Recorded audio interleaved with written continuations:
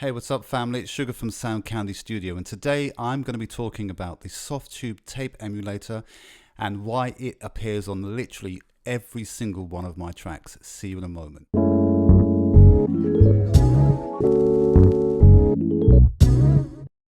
Welcome back. Right, so let's jump straight into this one. This is about the Softube Tape emulator, as I said at the beginning. Now, this is less about the plugin itself in terms of the what, but it's more about the why. So I'm going to attack this from the why I use it and why I think you should use it, and if not this one, but certainly another one. So in my opinion, there are loads of tape emulators on the market, and for me this is the go-to plugin. We already have the Waves versions of this, and we have the Overloud, and we have some others, but this to me is not just the look and feel of this thing, but it's also the sound. Now, right off the bat, I will say that the sound is very subtle unless we really push it. But nevertheless, it's about these tiny things. You know, when you're making a track and there's a tiny instrument or an instrument that's just missing from a part of the track, and you think, if I just only add that, that will make it. And you add it, and your mates and your friends and the people that listen to it say, yeah, it's okay, it's not too bad. I'm not sure why you were stressing about that tiny piece there, but for you it's what makes that track. Equally, have you ever heard a track and you listen to the entire track, maybe 2, 3, 4, 5, 6 minutes worth of track, and there's one tiny piece that sticks out in your head? It's not the vocal, it's not this, it's not that. It's just one tiny riff that somebody plays and you think, wow, that's the thing that I'm always going to remember from this track. And this is what it means to me to have these types of plugins on this track. Now, we do have a tape, a reel-to-reel tape in the studio, but I like using the software, and I like using this simply because it's easy to do and it's cheap on tapes because it's not really a tape. Right, so what I am going to do, although I said it's less about the actual plugin itself, I'm still going to go through it. So we have on the left hand side, we have the metering button. So the THD is total harmonic distortion. Then you have the level. Now this total harmonic distortion button is kind of important, and I'll come back to that in a little while as to why it's important. Then you have your left and right VU meters, and then you have the amount. Then you have your A, B and C type selectors. Then you have your tape speed. Now under this section here, you have a few additional buttons.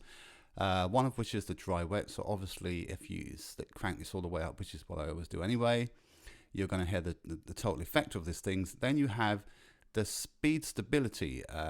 This, if you're old enough and you're old like me, I'm not going to say how old I am, but I'm old enough to know when this was a real thing. This is important as well. I generally have it as very stable because, yeah, it's what I'm trying to do here. And the high frequency trim button, this is also very important because this actually does make a difference, and it's not a subtle difference. It's a difference that you can definitely hear. And then there's the crosstalk button, and essentially what the crosstalk button does is it has this kind of almost like a sidechain effect, where you are able to narrow certain bandwidths down to the middle so you can hear them. And if you crank it up too much, then it will spill over to the edges. But the crosstalk button is also important. The high frequency trim is definitely important, and you will definitely hear changes once we go through some music, and you'll hear that. And the speed stability is definitely a thing. That's not even an argument. If I crank this up, you're definitely going to hear that. And obviously the dry wet. So essentially what we're saying is, underneath the hood of this thing, there are some rotary encoders that make a definite difference. Obviously the input and the output is going to make a difference, and definitely the stop start is going to make a difference, and the noise on and off is also going to make a difference, but less about that because that's more in terms of my head, it's more should be on the front screen.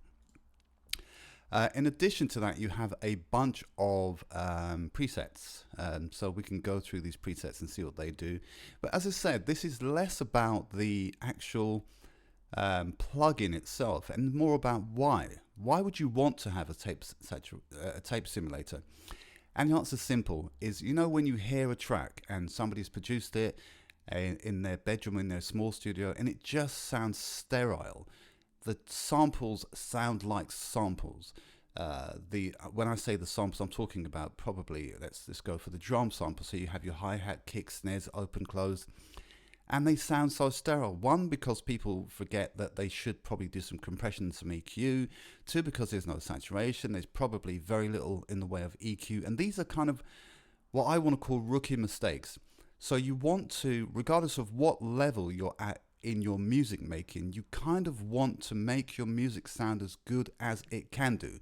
Now, often people attribute this good as it can do in quotes, close quotes, is that it's going to cost me money. And I keep saying, no, it's not going to cost you money. It's going to cost you technique. So it doesn't necessarily cost you any more money, but it certainly costs you technique. You need to know what you're doing. So you can have a track, and when you get a sample out, you know, if you've ever bought a sample pack and you stick the snare drum on the high drum on it, and it's already been EQ'd, and then you by default stick another EQ in it. So by the time you get to your master bus, this thing's real hot, it's very loud, and you're having to do huge amounts of compensation here and there. And we're not trying to do that. We're saying, let's just take it step by step. Do lots of references. Look at other people's music. See what they're doing. Listen to the sound. See what they're doing. Put it on your headphones. Put it on your TV. Put it on your laptop. Put it in your car. Put it in your home stereo just to see what it sounds like. That's what I'm talking about. So this plugin, in my opinion, it adds that tiny little extra bit of depth that allows you to say, at least it isn't sterile. It might be loud. It might be hot. It might be slightly distorted. The vocals may not be in the right place, the vocals may be too loud, but at least the damn thing doesn't sound sterile. Now, I know in your bag of things that you could correct, yes, you want to bring down the vocals, yes, you want to make sure the drums are not too hot, you want to make sure all of these things, but to have all of that and it sounds sterile and digital, then it sucks. I'm sorry to say, it's definitely going to suck. Now, I'm not advocating that anyone buys this plugin. I'm simply saying that you should think about the music whilst you're producing it, and certainly look at a whole bunch of YouTube videos, go online, read some stuff about what other people have said. So this isn't about expenditure in terms of spending money. This is about trying to make the music sound as good as you possibly can. And often that it's nothing to do with money. It's more about education and technique. Right, so that's my big lecture. Okay, that's done. Okay, so let's just jump straight into this. Right, I've put this on the bus, the master bus, and as you will notice, the tape comes first, then I have my my peak reduction, my new gen, and then I have a limiter in terms of this stops everything peaking. So my VU meter, I've also done a video on this, and this is also another excellent plugin. Please check that video out, and there will be a link in the description for that too. But this is an absolute must for me.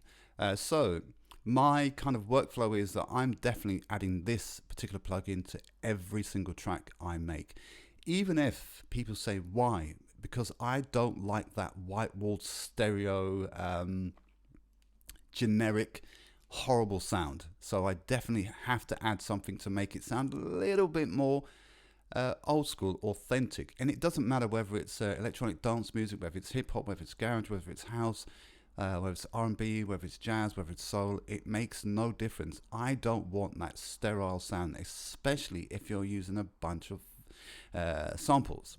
So right, let's just jump straight into this. I've done enough talking for now. Let's just jump straight into this one. I've put this on the master bus here. You can see in which order I've put it in. So what we're going to do is we're going to fire this track up and we're going to hear it, and we'll go through some of these buttons and see what they do. Let's start that now. Let's do it now. Right, straight away I am on type A. So we'll go through, perhaps we'll just go through and look at, so currently where we are on the clean master. So that's where we are. Maybe we'll try that for a bit.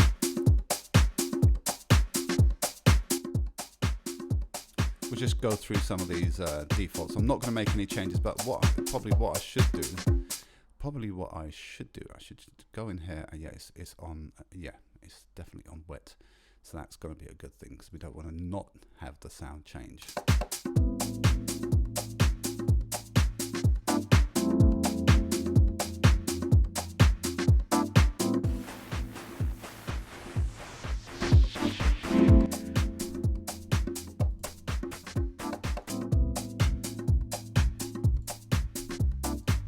Incidentally, for me, whilst I'm going through some of these presets, I generally have it on a clean master. And this, what I wanted to say actually was this, this button here is definitely very, very useful. And the reason why it's useful, because if we go to level and we play this, let's play this now. We can see how much the track has been affected by this. But if we go to here, it's very little change. So that's what we're doing. We're not getting the most out of this plugin. Yes, there are some effects that's taking place, but we're not getting the most. So what we're going to have to do now is we're going to have to crank this up so we can hear some changes. So the trick is, if these needles aren't jumping up and down, then you're probably not pushing it enough. So you've got to go to the THD mode and just crank it up a little bit so that we get some dancing in those needles.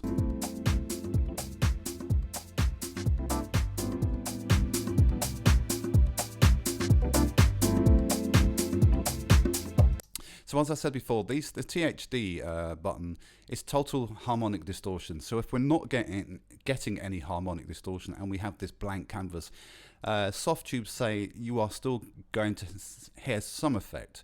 But for me, then it's not the hypothetical sum. I want to hear the effect myself, and I want to make sure that if I'm going to add a tape simulator to my track, I need to know that it's doing something, and this is the way that you're going to check it. You're going to make sure that you're going to switch between a total harmonic distortion and level meter just to make sure that you're actually getting what you think you're getting.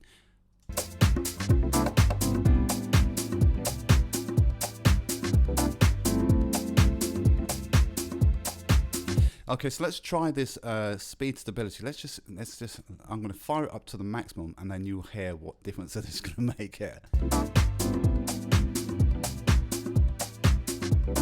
Can you hear that tiny little wobble going on? That's it. That's what it's doing.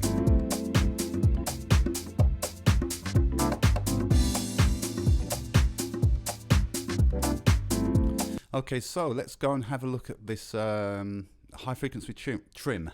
You definitely hear that.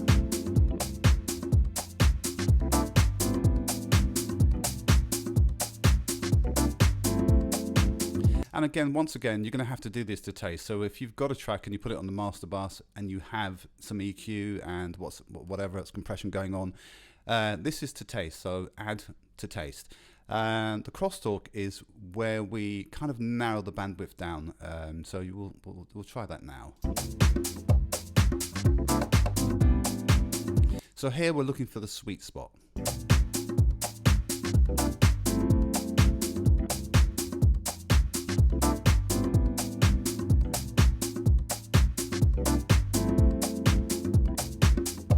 And obviously we have our input and outputs. That's kind of obvious, input and output, that kind of makes sense. And here so there's this thing about tape. So the higher the IPS, the better the quality, and in general that is probably true. For me, 9 out of 10 times, I don't want 30, I kind of want 15. That's normally where I have it. So let's just hear how that sounds.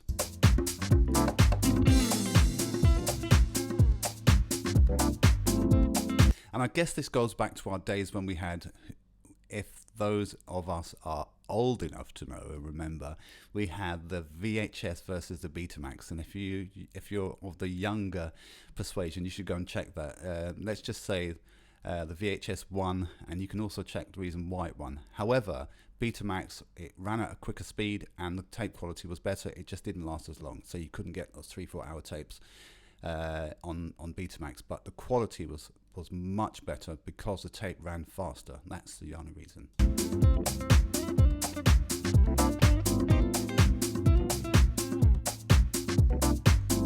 So we're going to just quickly jump through. Let me just take this drum out. We're going to jump through some. I'm going to change the speed so that you can hear the speed itself.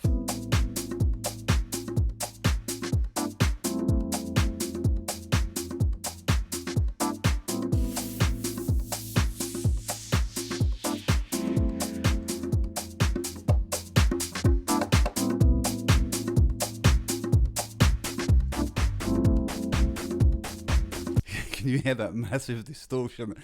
Yeah, I mean, there are some times where that's going to be desirable. So this is when we talk about plugins, we always just assume that plugins are for those who are making music and in production. But there are lots of people who do lots of special effects and all sorts of things. So that's where this will definitely come in useful. For me, it's definitely going to be somewhere on the 15, possibly even the 30 if you're pushing it. But I think the 15 for me is definitely the sweet spot. We're going to go check the levels. So as you can see on the levels, we're really hot on the levels.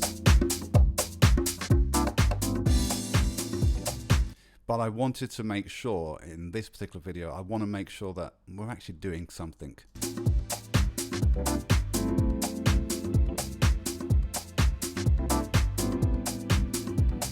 Right, so as I said, I'm not going to go through it. In fact, I'm not going to go through all of these settings because, yeah, this is on the master bus. So I'm not going to go through all of these settings. Definitely check it out. The other thing I would say, with many of the plugins that I've actually had a look at and reviewed, there is a demo, and I believe there's a sort of 15-day or 20-day demo. So I would definitely get the plugin. Definitely give it a try. You will need your iLok for most of these plugins, and you will need to register if you haven't already done so. Make sure it's all working, because the way in which it happens is you download it, it has to do a link, and I think the grabber is also required as well. So definitely make sure that you're up to scratch. So possibly before you download it, just look at the requirements for your particular system, but you definitely need your iLok up and running and working. It's not a plugin that doesn't require iLok, so just make sure that's all up and running. Price wise, this is about $99, and for me personally, this is just for me, it's worth every penny. It's on pretty much, when I say pretty much every single track I've done in the last couple of years, this is on there. This or another one, but 9 out of 10 times it's going to be the Softube Tape for me. Even when somebody says I can't hear it, and I'm like, that's what you want, that transparency. You want to be able to say it's not there, but you know it's there, because if you take it off, you can definitely hear it. So that's it for me. Right, so somebody commented in one of my videos the other day that I missed some things out. Once again, if I've missed something out, please do shout and let me know. If I've not mentioned something that you find is important, please do say. As I said, this particular video was less about the plugin itself in terms of, maybe I should show this. There's a preset tab under here, and you can change all of these. But like I said, this is less about the plugin itself in terms of its functionality, and more about why I think you should have it. I make electronic and dance music and house and all the rest of it, and I produce a lot of other stuff. And I like this, and this is definitely something that's always, pretty much always on every single track I do. Right, that's it for me. Please like, comment, share, and until next time, take care, guys. I'll speak to you later. Bye-bye.